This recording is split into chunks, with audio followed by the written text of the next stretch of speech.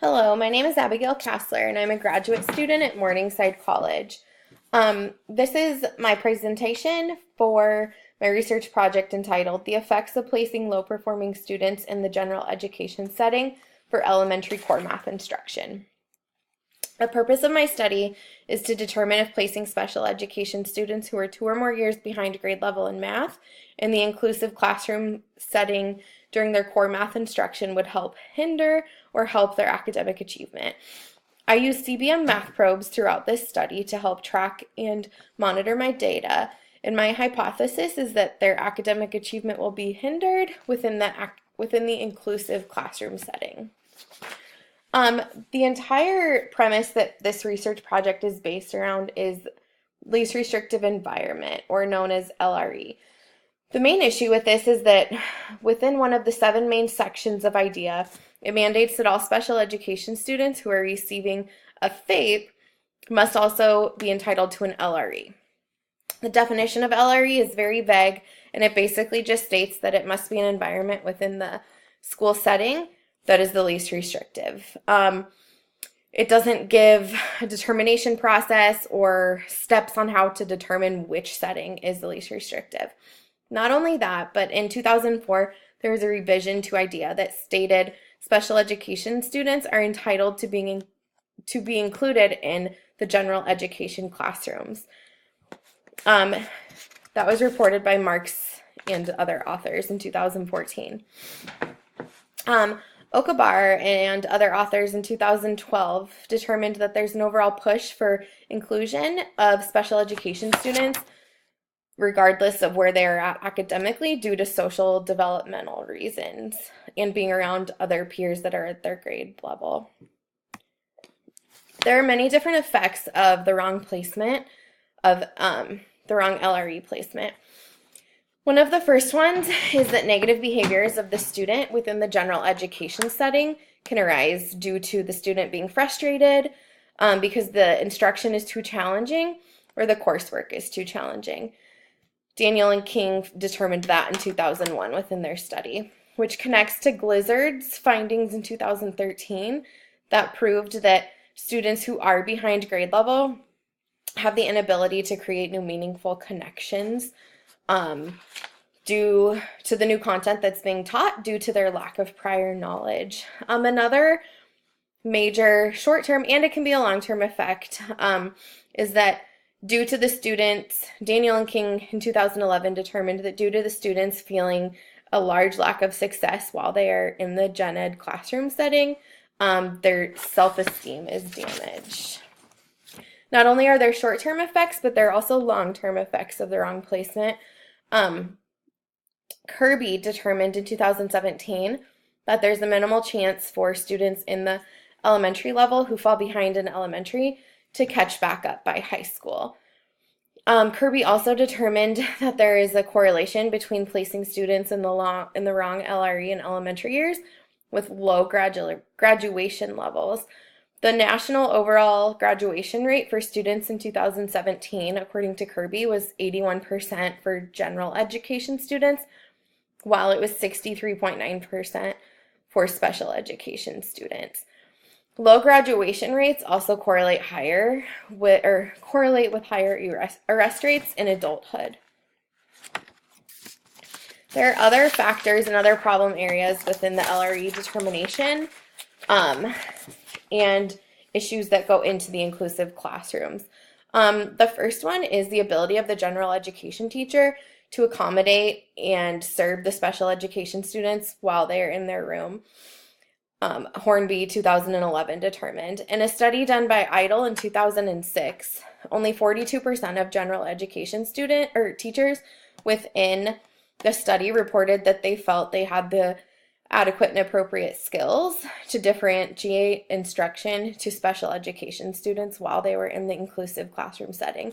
So that is almost 60% of teachers, gen ed teachers, saying that they did not feel that they had what it took to adequately teach special education students within their classroom. Which connects to King Sears's findings in 2008 that the differentiation ability of the general education teacher has a big impact on the success of the student within that classroom. The LRE determination process is left up to the building and district admins. And a study done by Sumbura, Pazer, and Lashley in 2014 stated that many district officials and principals within this study were very honest, and they stated that they had little to no special education background. So they didn't really have anything to base their LRE determination off of, except what was most convenient for all the teachers involved, which is not what is best for students. There are many interventions that proved to be ineffective. The first one is CBM math probes were used by Stecker and Fuchs in 2000 to track progress before standardized testing was administered. And using the CBM math probes boosted the student achievement, which connects to King Sears' 2008 study that stated that statewide testing was not a good tool to drive instructional decision making, and that it was ineffective. Zygmunt in 2003, within his study, he was not able to prove which setting was best for special education students. Kearns and Fuchs, they were able to determine that cognitive-based interventions were not effective, and that within their study, and this was because students who are 2 or more years behind in math typically have poor working memory and weak cognitive processes. Within their study, 50 out of the 50 investigations analyzed, only 22 were in favor of using cognitive-based interventions. Scruggs and Master Perry in 2007 determined that co-teaching was too inconsistent to be successful due to teachers not having the time to collaborate and having close relationships. Both parties must work together in order for that to happen, and it was just too inconsistent within that study to have that be deemed successful. There's a lot of gaps in the current research out there about my topic. Currently, there are many studies, Hall 2002 determined, about which interventions work, but not many in terms of pulling the students out into smaller groups or having them be included. Griffin and other authors in 2013 showed that special education students in the general education setting for math has the possibility to support academic achievement, but not studied for students who were 2 or more years discrepant.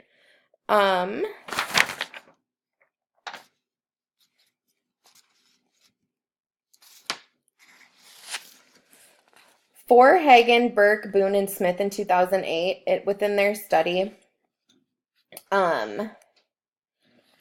it placed high school students in general education math, and they could not make the determination about which setting was superior, which connects to Zygmunt's study, where he was unable to determine which was best also.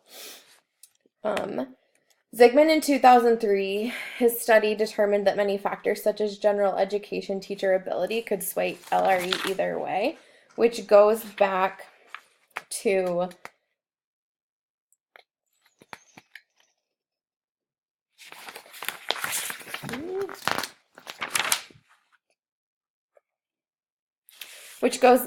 Hornby's study that stated that a lot of general education teachers, for the most part, did not feel that they had what was needed to teach special education students effectively. Zygmunt also agreed with King Sears' study by saying that the ability of the general education teachers really matter. In a study done by Lee, Waymeyer, Sukup, and Palmer in 2010, placed 45 high school students in general education and during core math instruction, and all 45 of those students showed higher levels of behavior, stresses, and frustration during core work, which connects to For and Others study that was done previously.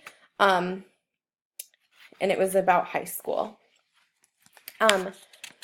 So the summary of my current study, the objective of my study is to determine which setting is best for students who are 2 or more years behind. Like I said, I am using CBM math probes. The independent variable is the instructional placement, and the dependent is the student assessment scores on the CBM probes. My hypothesis is that it was hindered. I had 6 participants total in this study. They were 4th and 5th grade students.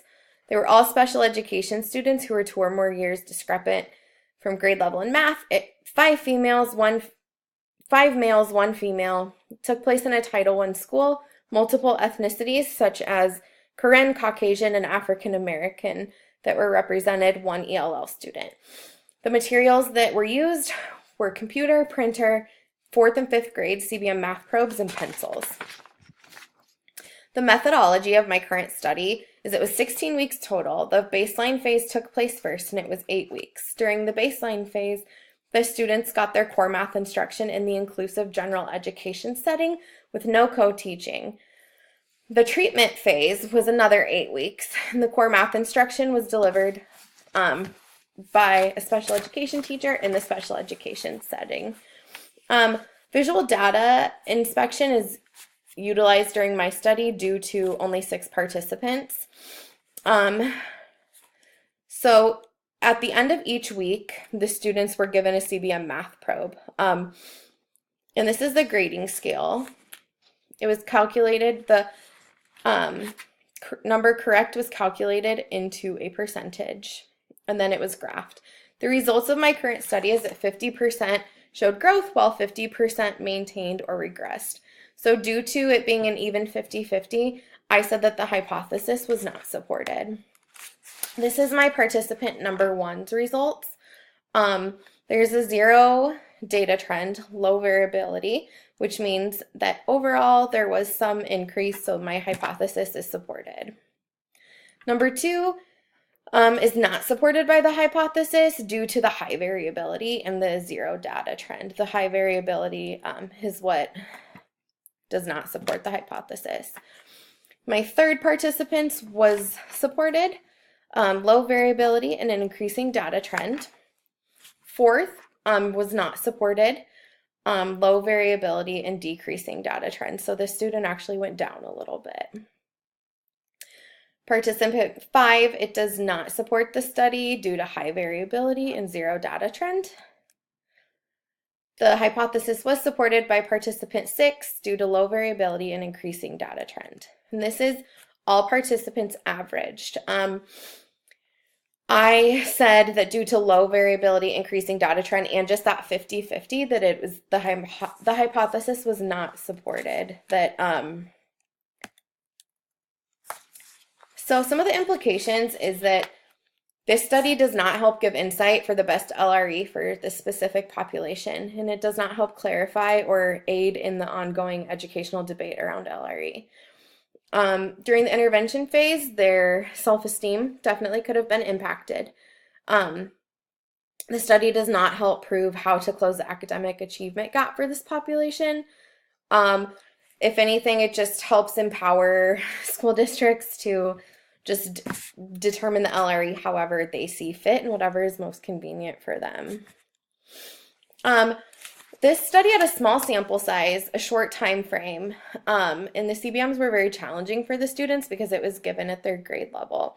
Some of the external influences were their ability to practice math outside of school, which is out of my control, their internal, their intrinsic desire and motivation, and their creative thinking and abstract reasoning skills.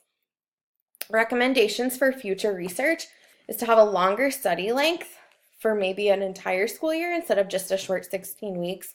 A longitude study over multiple grade levels following these students could be very helpful. Representing both elementary and high school students, which goes back to the longitudinal study, a larger sample size, and possibly using the co-teaching model. And here are my references.